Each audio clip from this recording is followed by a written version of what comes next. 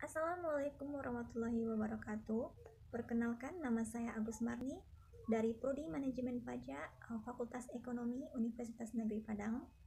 Baiklah, sebagaimana pada pertemuan pertama ini, saya akan menjelaskan yaitu tentang sumber-sumber dana dan efisiensi pasar. Baiklah, langsung saja yaitu yang pertama yaitu ada pasar uang. Pasar uang yaitu pasar di mana instrumen keuangan jangka pendek yang mana di sini yang akan ditransaksikan. Instrumen itu bisa berupa sertifikat Bank Indonesia, sertifikat berharga pasar uang, sertifikat deposito, call money, bankers acceptance, dan yang lainnya termasuk ke dalam pasar uang. Dan selanjutnya itu ada pasar modal atau capital market ya. Sedangkan pasar uang bisa kita kenal dengan money market. Pasar modal yaitu pasar di mana instrumen keuangan jangka panjang lah yang akan ditransaksikan di sini. Untuk pasar modal ini, lembaga penunjangnya yaitu yang pertama itu ada bursa efek. Yang kedua itu ada lembaga clearing dan penjamin, dan lembaga penyimpanan dan penyelesaian, dan tentunya masih banyak lagi lembaganya penunjang pasar modal ini. Oke, selanjutnya itu perlu kita ketahui bahwa pasar uang dan pasar modal ini itu merupakan bagian dari financial market atau pasar keuangan. Jadi pasar keuangan ini terbagi dua, yaitu yang tadi yang dijelaskan di atas, yaitu pasar uang dan pasar modal. Oke, kita lanjut ke slide berikutnya, yaitu ada manfaat pasar uang. Manfaat pasar uang itu sendiri ada 4. Yang pertama yaitu memacu untuk suksesnya pembangunan ekonomi kita. Yang kedua itu ada untuk menyerap tenaga kerja dan juga meningkatkan pendapatan masyarakat. Itu bagi yang menganggur ataupun yang belum mendapatkan pekerjaan, yaitu pasar uang ini bisa untuk kita dalam hal ketenaga kerjaan ya, dan juga untuk meningkatkan pendapatan masyarakat. Yang ketiga yaitu terpenuhinya kebutuhan kredit perusahaan itu untuk modal, seperti modal bahan baku, produksi, maupun untuk tahap penyelesaiannya. Dan yang terakhir yaitu terpenuhinya kebutuhan masyarakat. Jadi dengan pasar uang ini masyarakat bisa untuk memenuhi kebutuhan sehari-harinya. Oke. Dan yang ketiga selanjutnya yaitu ada manfaat pasar modal. Pasar modal sendiri yaitu sebagai pengalokasian dana secara efisien, yaitu untuk tujuan dari efisiensi dana perusahaan. Dan yang kedua yaitu ada untuk alternatif investasi, salah satu cara kita untuk berinvestasi. Dan yang ketiga yaitu untuk investor memiliki perusahaan yang sehat dan prospek yang baik. Jadi di sini pasar modal ini juga merupakan salah satu cara supaya perusahaan memiliki prospek yang baik dan tentunya juga sehat. Dan yang keempat yaitu ada manfaatnya pelaksanaan manajemen perusahaan secara profesional dan transparan. Jadi di sini perusahaan dituntut untuk bekerja secara profesional dan transparan tanpa ada yang disembunyikan ya. Oke, yang kelima yaitu ada peningkatan aktivitas dalam skala ekonomi nasional. Jadi dalam pasar modal ini kita bisa beraktivitas tentunya dalam skala nasional. Selanjutnya kita masuk ke perbedaan antara pasar uang dan pasar modal. Yang pertama dari segi instrumen yang diperjualbelikan. Pasar uang yaitu yang diperjualbelikan surat berharga jangka pendek, yaitu berkisar antara kurang dari 1 tahun. Dan untuk pasar modal yaitu surat berharga untuk jangka panjang, yaitu sekitar lebih dari 1 tahun. Yang kedua dari segi tempat jual beli. Pasar uang bersifat abstrak, yaitu terserah di mana antara kesepakatan pembeli dan penjual ya. Dan pada pasar modal itu ditentukan yaitu pada bursa efek, tentunya yang paling umum untuk digunakan. Dan yang ketiga dari segi tujuan jual belinya.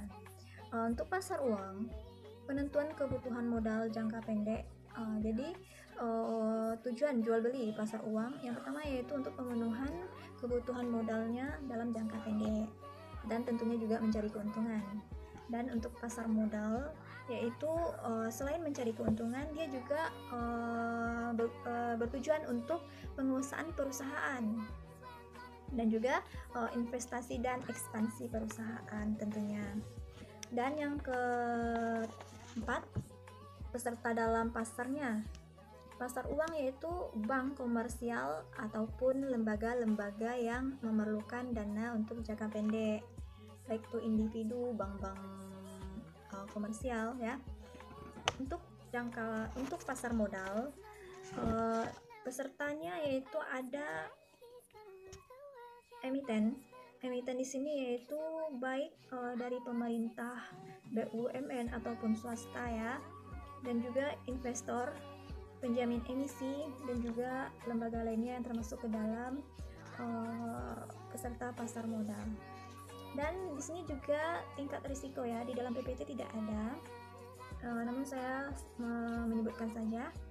Untuk tingkat risiko pada pasar uang yaitu sangat tinggi, karena di sini kompensasi bunganya itu untuk pasar uang juga relatif tinggi, makanya risikonya juga sangat tinggi. Namun pada pasar modal risikonya sangat rendah. Kita masuk ke efisiensi pasar. Pasar dikatakan efisiensi yaitu jika harga mencerminkan semua informasi yang relevan. Jadi semua informasi yang didapatkan itu semua harus relevan pastinya.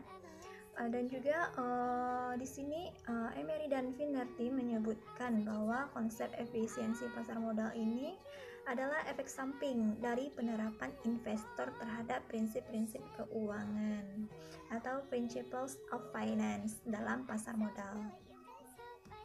Dan juga pasar ini dikatakan efisien yaitu jika terpenuhinya 4 hal.